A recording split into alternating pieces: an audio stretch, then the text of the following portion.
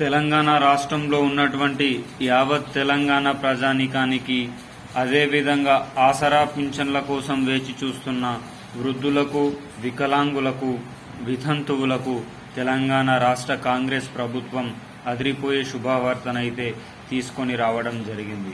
ఈరోజు మనం ఈ వీడియోలో దానికి సంబంధించిన పూర్తి సమాచారం గురించి తెలుసుకుందాం. రాష్ట్ర వ్యాప్తంగా రేపటి నుంచి ఆసరా పింఛన్ల తనిఖీ 4016, 6016 రేపటి నుండి వీరికి మాత్రమే పంపిణీ, వీరికి తొలగింపు సీఎం. ఈరోజు ఈ వీడియోలో దీనికి సంబంధించిన పూర్తి సమగ్రమైన సమాచారం తెలుసుకుందాం. వీడియోని పూర్తిగా చూడడం వల్లనే ప్రతి ఒక్కరికి పూర్తిగా సమగ్రమైన సమాచారం అయితే అందడం జరుగుతుంది. ఎవరైనా మొట్టమొదటిసారిగా మన ఛానల్ని చూస్తున్నట్లయితే చూసిన వెంటనే లైక్ చేయండి, అదేవిధంగా షేర్ చేయండి, అదేవిధంగా కామెంట్ చేయండి, అదేవిధంగా సబ్స్క్రైబ్ చేసుకోండి.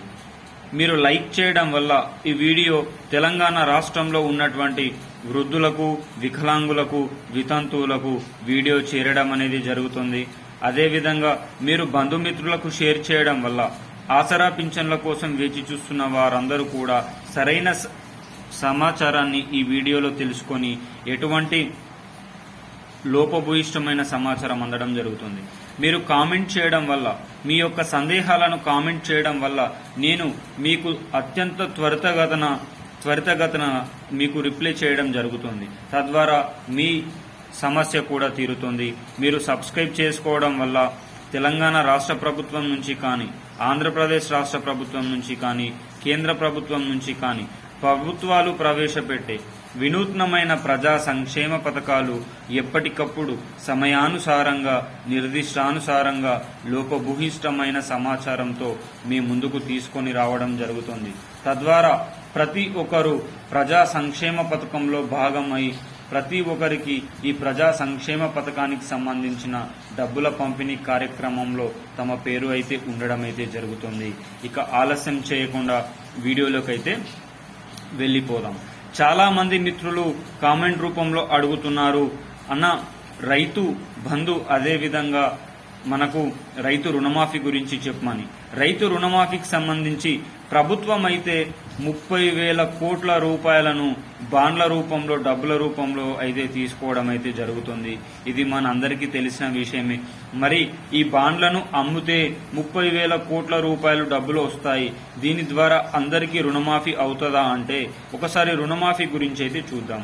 మనకు 2016 నుంచి 2018 వరకు రుణమాఫీ చేస్తే మాజీ సీఎం కేసీఆర్ గారు 16,750 కోట్ల రూపాయల ఖర్చు అయిందని పేర్కొనడం జరిగింది. మరి మనకు ఎన్నికల హామీలో భాగంగా తెలంగాణ రాష్ట్ర సీఎం రేవంత్ రెడ్డి గారు ఎవరైతే బ్యాంకుల్లో 2 లక్షల లోపు రుణమాఫీ అయితే లేదో ఈ రోజే వెళ్లి తెచ్చుకోండి. నేను డిసెంబర్ 9 ఎల్బీ స్టేడియంలో రాష్ట్ర ముఖ్యమంత్రిగా ప్రమాణ స్వీకారం చేసిన వెంటనే రైతు రుణమాఫీకి సంబంధించిన డబ్బులపైన సంతకం చేస్తాను అని పేర్కొన్న సంగతి తెలిసిందే. కొన్ని అనివార్య కారణాల వల్ల రైతు రుణమాఫీ అనేది ఇంకా పూర్తి కాలేదు. కానీ లోక్సభ ఎన్నికల దృష్ట్యా ఆగస్టు 15 లోపు రైతు రుణమాఫీ చేస్తాను అని పేర్కొన్న సంగతి తెలిసిందే. మరి దీనికోసం 30,000 కోట్ల రూపాయలను ప్రభుత్వం డబ్బుల రూపంలో సేకరిస్తుంది. ఆర్బీఐ దగ్గర వినతి పత్రాన్ని కూడా పెట్టడం జరిగింది. మరి దాదాపు 70 నుంచి 75% మంది 1 లక్ష రూపాయల లోపు రుణాలను మాత్రమే తీసుకున్న వారు ఉన్నారట. అయితే వీరిని జూలై 25 నుంచి ఆగస్టు 5 వరకు వీరందరికీ పంపిణీ చేసే అవకాశం అయితే ఉంది. మొదటి విడతలో 75,000 రూపాయల పంపిణీ కార్యక్రమం ఉండబోతున్నట్లు సమాచారం. మరి ఈ రెండవ విడత ఆగస్టు 5 నుంచి ఆగస్టు 10 వరకు ఇస్తామని పేర్కొనడం జరిగింది. ఈ రెండవ విడతలో మరొక 50,000 రూపాయల రుణమాఫీ చేస్తారట.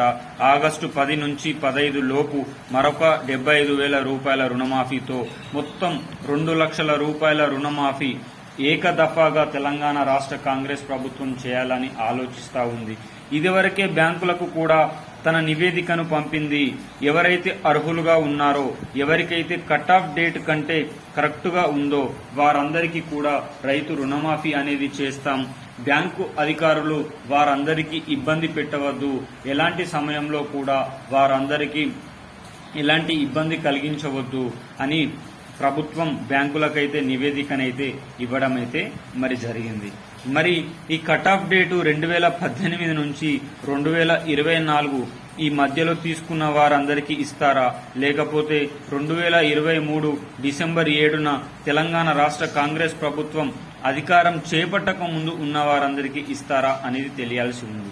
ఎక్కువ మంది అయితే 2018 నుంచి 2020 మధ్య కాలంలో ఉన్నవారు తీసుకున్న వారికి మాత్రమే ఇస్తారని ఊహాగానాలు రావడం అయితే జరుగుతుంది.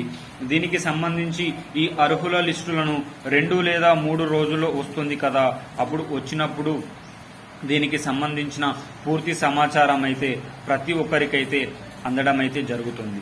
ఏది ఏమైనా తెలంగాణ రాష్ట్ర కాంగ్రెస్ ప్రభుత్వం ఈ రైతన్నలకు రైతు రుణమాఫీ అత్యంత త్వరితగతన చేస్తే 12,751 గ్రామ పంచాయతీలో జరిగే పంచాయతీ ఎన్నికల్లో కాంగ్రెస్ మాత్రమే రాష్ట్రంలో తన అధికారాన్ని చేజిక్కించుకునే అవకాశం అయితే లేకపోలేదు.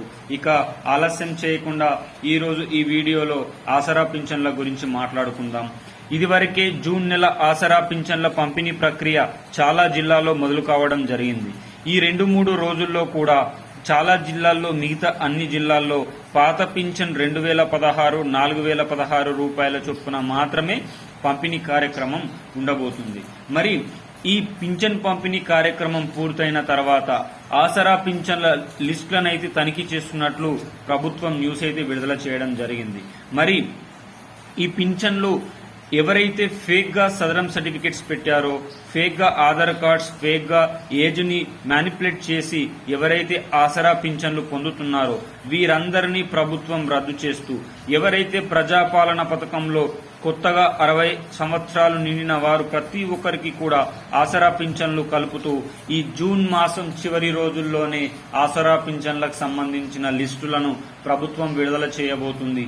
నెక్స్ట్ జూలై మాసం నుంచి, జూలై మొదటి వారం నుంచే 4,016, 6,016 రూపాయల పంపిణీ కార్యక్రమం ఉండబోతుంది.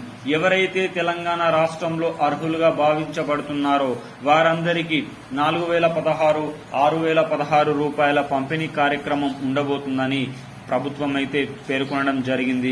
ఈ జూన్ నెల ఆసరా పింఛన్లు మీ జిల్లాలో పడ్డాయా, పడలేదా, పడితే 2,016, 4,016 తీసుకున్నారా, ఎక్కువ తీసుకున్నారా అని కామెంట్ రూపంలో తెలియచేయండి. మీరు ఈ విధంగా తెలియచేయడం వల్ల ప్రతి ఒక్క ఆసరా పింఛన్ వాహులకు సరైన సమాచారం అయితే అందుతుంది. వీడియో నచ్చితే లైక్ చేయండి, షేర్ చేయండి. జై జవాన్, జై కిసాన్, జై హింద్.